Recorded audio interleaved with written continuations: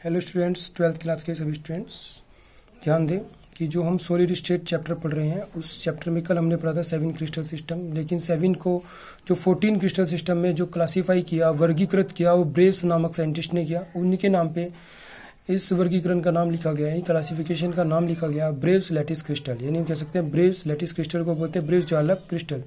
Braves जालक crystal यानी Braves ने 1848 यानी हम कह सकते हैं 1848 में 7 क्रिस्टल सिस्टम को 14 क्रिस्टल सिस्टम में वर्गीकृत यानी क्लासीफाई किया। इन क्रिस्टल लैटिस को ब्रेव्स लैटिस भी कहलाते हैं। यानी हम कह सकते हैं कि इन क्रिस्टल को ब्रेव्स लैटिस क्रिस्टल भी कहते हैं, जो फ्लोइंग टाइप से है। यानी हम कह सकते हैं कि क्रिस्टल लैटिस बोलते हैं जालक को, ब्रेव्स जालक के नाम से भी जाना जाता है, जो निम्न प्रकार से है।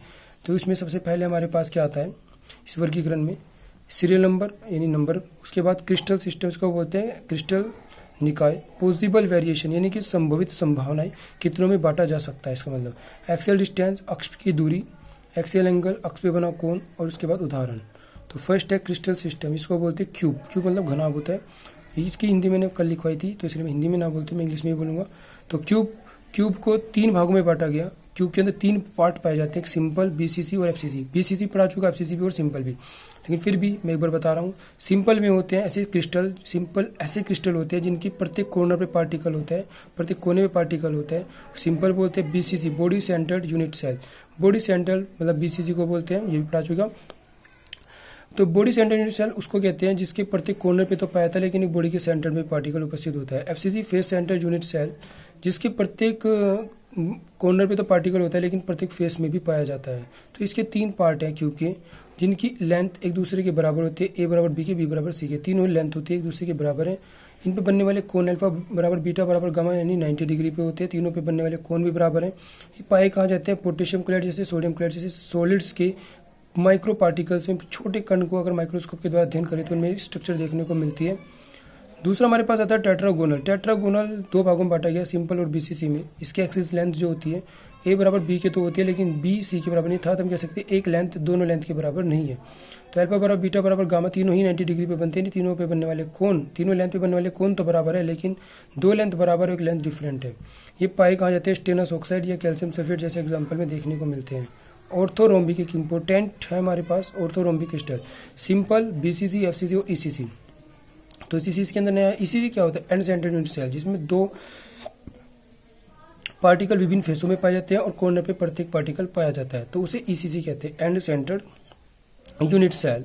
तो इसको 4 भागों में बांटा गया, और इसके अंदर तीनों लेंथ एक दूसरे के बराबर नहीं होती है, और तीनों पे बनने वाले कोण तो इक्वल होते हैं, पर तीनों लेंथ की दूरी इक्वल नहीं होती है। कैल्शियम कार्बोनेट तथा पोटेशियम नाइट्रेट जैसे एग्जाम्पल में देखने को मिलते हैं। मोनोक्लिनिक क्रिस्टल 2 भागों में बांटा गया, सिंपल और ईसीसी। ईसीसी भी ऊपर बताया। तो alpha a is not equal to b is not equal to c, यानी तीनों लेंथ एक दूसरे के बराबर नहीं है। तीनों एक दूसरे से भी ना कम भी हो सकती है, ज़्यादा भी हो सकती है, एग्जैक्ट इक्वल नहीं है।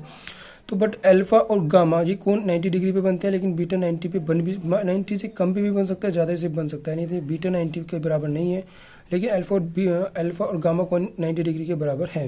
ये मिलते हैं सोडियम सल्फेट की जो क्या होती है, हाइड्रेटेड संरचना होती है, Na2SO4 × 10H2। ये पूरा एक फॉर्मूले का नाम है, पूरे का एक रासायनिक सूत्र है।